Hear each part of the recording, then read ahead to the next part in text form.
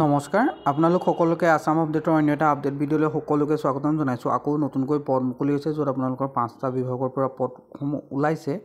আজি আমি ভিডিঅ'টোত গোটেইখিনি কথাই আলোচনা কৰিম, কেনেদৰে আবেদন কৰিব লাগিব, কি অৰ্হতা বিচাৰিছে, আপোনালোকৰ বয়সৰ সময়সীমা কিমান, এপ্লিকেশ্যন ফিজ আছে নে নাই, গোটেইখিনি আপোনালোকে আজিৰ এই ভিডিঅ'টোতে আপোনালোকে জানিব পাৰিব। আপোনালোকে ভিডিঅ'টো আমাৰ শেষলৈকে চাব, অকণো স্কিপ নকৰাকৈ, নহ'লে জানিব নোৱাৰিব।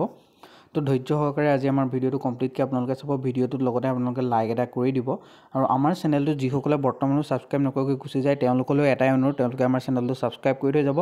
বহুতে ভিডিঅ' চাই কিন্তু তেওঁলোকে ছাবস্ক্ৰাইব নকৰে বা পাহৰে বা কিবা অন্য কথাটো নকৰিব পাৰে নাজানো, কিন্তু মোৰ ফালৰ পৰা এটা অনুৰোধ থাকিলে আপোনালোকে যাতে চেনেলটো ছাবস্ক্ৰাইব কৰি থৈ যাব।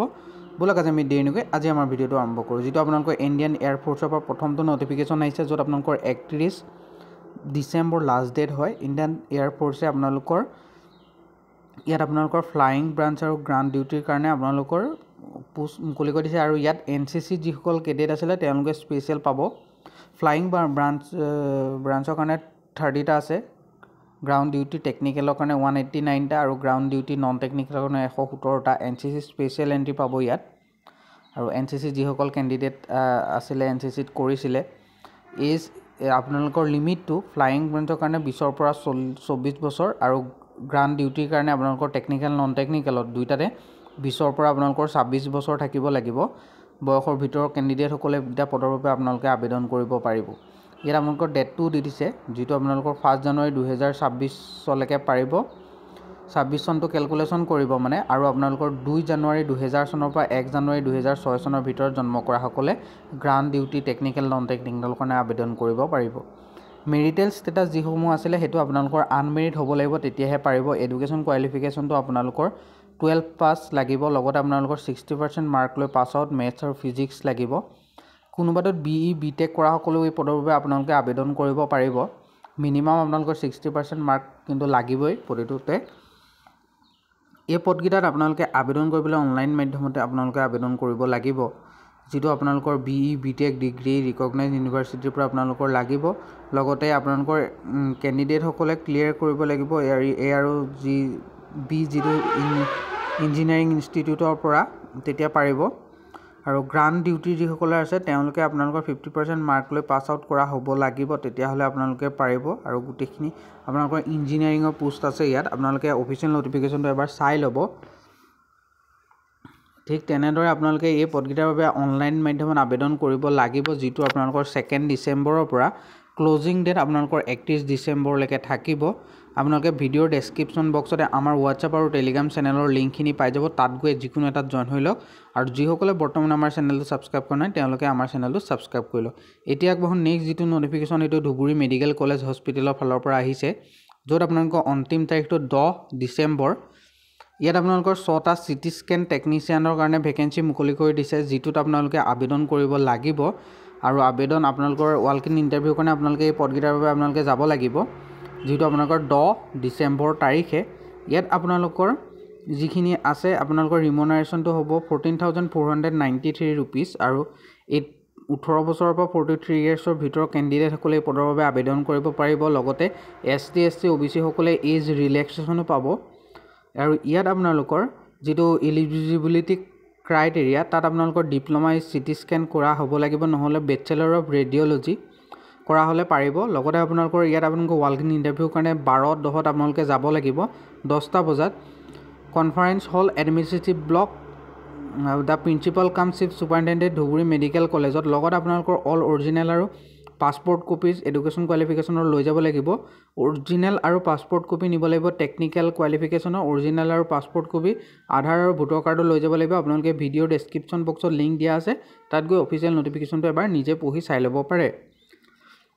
নেক্সট যিটো নটিফিকেশ্যন আহিছে, এইটো আপোনালোকৰ ষ্টেট বেংক অফ ইণ্ডিয়াৰ ফালৰ পৰা আহিছে। ইয়াত আপোনালোকৰ লাষ্ট ডেট 12 ডিচেম্বৰ হয়। আৰু এই পদকেইটাত আপোনালোকৰ 169টা টোটেল ভেকেঞ্চি মুকলি হৈছে, যিকেইটা আপোনালোকৰ এছিষ্টেণ্ট মেনেজাৰ ৰেংকৰ পোষ্ট হয়। এই পোষ্টকেইটাত আপোনালোকে আবেদন অনলাইন মাধ্যমত কৰিব পাৰিব। আৰু লাষ্ট ডেট আপোনালোকৰ 12 ডিচেম্বৰ তাৰিখে হ'ব। ইয়াত ইঞ্জিনিয়াৰিং চিভিলৰ কাৰণে 43টা, ইঞ্জিনিয়াৰিং ইলেক্ট্ৰিকেলৰ কাৰণে 25টা, ইঞ্জিনিয়াৰিং ফায়াৰৰ কাৰণে 101টা ভেকেঞ্চি আছে। আৰু ইয়াত আপোনালোকৰ মিনিমাম 20ৰ পৰা 21ৰ পৰা 30 বছৰ ভিতৰৰ কেণ্ডিডেটসকলে পাৰিব ইঞ্জিনিয়াৰিং চিভিল আৰু ইলেক্ট্ৰিকেলত। ইঞ্জিনিয়াৰিং ফায়াৰত আপোনালোকৰ 21 পৰা 40 বছৰ ভিতৰৰ কেণ্ডিডেটসকলে পাৰিব। ইঞ্জিনিয়াৰিং চিভিল আৰু ইঞ্জিনিয়াৰিং ইলেক্ট্ৰিকেলত bachelor degree civil electrical engineer কৰাসকলে পাৰিব। BE ফায়াৰ নেশ্যনেল ফায়াৰ যিটো আপোনালোকৰ ইনষ্টিটিউট আছে তাৰ পৰা আপোনালোকে পাছ কৰাসকল বা ফায়াৰ যিটো ছেফটি এণ্ড ফায়াৰ যিখিনি কোৰ্চ কৰিছে তেওঁলোকেও এই পদকেইটাৰ বাবে আবেদন কৰিব পাৰিব। লগত আপোনালোকৰ এটা এপ্লিকেশ্যন ফিজ জেনেৰেল EWS আৰু OBC সকলে 750 টকা পে' কৰিব লাগিব অনলাইন মাধ্যমত। ইয়াৰ বাবে আপোনালোকৰ 22 নৱেম্বৰৰ পৰা আবেদন চলি আছে আৰু 12 ডিচেম্বৰলৈকে থাকিব। যিসকলে ইণ্টাৰেষ্টেড হয় তেওঁলোকে অফিচিয়েল নটিফিকেশ্যনটো এবাৰ পঢ়ি ল'ব পাৰিব। ভিডিঅ'ৰ ডেছক্ৰিপশ্যন বক্সত আমাৰ হোৱাটছআপ আৰু টেলিগ্ৰাম চেনেলৰ লিংক দিয়া আছে, আপোনালোকে গৈ তাতো জইন হৈ লওক আৰু তাৰ ভিতৰতে আপোনালোকে পাই যাব আমাৰ যিটো অফিচিয়েল নটিফিকেশ্যনটো। এতিয়া আগবঢ়ো আমাৰ যিটো নেক্সট অৰ্থাৎ 3 নম্বৰটো যিটো নটিফিকেশ্যন সেইটো আহিছে আপোনালোকৰ doctor Radhakrishna school of arts commerce and ছায়েন্সৰ ফালৰ পৰা। ইয়াত 5টা ফেকাল্টি পোষ্টৰ বাবে মুকলি হৈছে। PGT মেথমেটিক্সৰ কাৰণে 2টা ভেকেঞ্চি আছে। দৰমহাটো 12,000 পৰা 35,000 টকা হ'ব আৰু আপোনালোকৰ ৰিমুনাৰেশ্যনটো মেৰিট এণ্ড এক্সপিৰিয়েঞ্চৰ ওপৰত বেছ কৰি আপ ডাউন হ'ব। Education qualification BSc in mathematics আৰু আপোনালোকৰ যিটো 9, 10, 12ত আপোনালোকে ক্লাছ কৰা এক্সপিৰিয়েঞ্চ বিচাৰিছে। ছিকিউৰিটি মেনেজাৰৰ কাৰণে এটা ভেকেঞ্চি আছে য'ত আপোনালোকৰ 9,000 টকাৰ পৰা 20,000 টকা চেলেৰি হ'ব। মেৰিট আৰু এক্সপিৰিয়েঞ্চৰ ওপৰত বেছ কৰি আপোনালোকৰ দৰমহাটো আপ ডাউন হ'ব আৰু গ্ৰেজুৱেটসকলে এই পদৰ বাবে আবেদন কৰিব পাৰিব। 1-2 বছৰ যদি এক্সপিৰিয়েঞ্চ আছে তেতিয়াহ'লে বহুতেই ভাল আৰু গোটেইকেইটাত আপোনালোকৰ মেল কেণ্ডিডেট হয় এইটোত আৰু বয়স এবভ 25 বছৰ। এপ্লিকেশ্যন ফিজটো নাই। ইয়াৰ বাবে আপোনালোকে মেইল কৰি তেওঁলোকক CV আপোনালোকৰ যিটো বায়'ডাটাখিনি দিব লাগিব আৰু যদি কিবা ধৰণৰ অসুবিধা পায় বা কিবা জানিব লগা আছে তেওঁলোকে কণ্টেক্ট নাম্বাৰ দিছে যিটো মই ইয়াত দেখাই দিছোঁ। আপোনালোকে এবাৰ তাত যোগাযোগ কৰিব পাৰিব 9টা বজাৰ পৰা 4টা বজাৰ ভিতৰত আৰু এইটো HR ডিপাৰ্টমেণ্টৰ ফোন নাম্বাৰ হয় আৰু যিসকলে আবেদন কৰিম বুলি ভাবিছে তেওঁলোকে আবেদন কৰি ল'ব পাৰে। এতিয়া আকৌ নেক্সট যিটো নটিফিকেশ্যন যোৰহাট কলেজৰ ফালৰ পৰা আহিছে য'ত 5টা এছিষ্টেণ্ট প্ৰফেচাৰ আৰু লাইব্ৰেৰী এছিষ্টেণ্টৰ কাৰণে ভেকেঞ্চি আছে। এছিষ্টেণ্ট প্ৰফেচাৰৰ কাৰণে 4টা আছে য'ত আপোনালোকৰ ইকনমিক্সৰ কাৰণে 3টা আৰু ফিলচফিৰ কাৰণে এটা আছে। এডুকেশ্যন কোৱালিফিকেশ্যনটো আপোনালোকৰ চিলেক্টেড প্ৰচিডিঅ'ৰটো কি হ'ব সেইটো আপোনালোকে অফিচিয়েল নটিফিকেশ্যনটোত জানিব পাৰিব আৰু এটা পোষ্ট আছে আপোনালোকৰ লাইব্ৰেৰী এছিষ্টেণ্টৰ কাৰণে যিটোত আপোনালোকৰ গ্ৰেজুৱেট যিকোনো ষ্ট্ৰীমৰ পৰা গ্ৰেজুৱেট কৰাসকলে পাৰিব। লগত আপোনালোকৰ এপ্লিকেশ্যন ফিজ এটা পে' কৰিব লাগিব যিটো 1500 টকা এছিষ্টেণ্ট প্ৰফেচাৰৰ কাৰণে হয় আৰু 500 টকা আপোনালোকৰ যিটো লাইব্ৰেৰী এছিষ্টেণ্ট পোষ্টৰ বাবে হয় আৰু এইটো ডিমাণ্ড ড্ৰাফ্ট কৰি আপোনালোকে পঠিয়াব লাগিব প্ৰিন্সিপাল যোৰহাট কলেজৰ প্ৰিন্সিপাললৈ বা প্ৰিন্সিপাল। ইয়াত আপোনালোকে যিসকলৰ আবেদন কৰিম বুলি ভাবিছে তেওঁলোকে আবেদন কৰিব পাৰে আৰু ইয়াত আপোনালোকে আমাৰ ভিডিঅ'ৰ ডেছক্ৰিপশ্যন বক্সতে লিংক পাই যাব। আপোনালোকে অফিচিয়েল নটিফিকেশ্যনটো এবাৰ নিজে পঢ়ি চাওক। আপোনালোকে গৈ তাত পঢ়ি চাই ল'ব আৰু আবেদন কৰক। ভিডিঅ'ৰ ডেছক্ৰিপশ্যন বক্সত আমাৰ হোৱাটছআপ আৰু টেলিগ্ৰাম গ্ৰুপৰ লিংক দিয়া আছে, আপোনালোকে গৈ তাতো জইন হৈ ল'ব পাৰে। আপোনালোকে আমাৰ ভিডিঅ'ৰ ডেছক্ৰিপশ্যন বক্সটো এবাৰ ভিজিট কৰি চাব আৰু ভিডিঅ'টো লাইক এটা কৰি দিবলৈ নাপাহৰিব। আজিলৈ ইমানেই, আকৌ লগ পাম অন্য এটা ভিডিঅ'ত। ধন্যবাদ।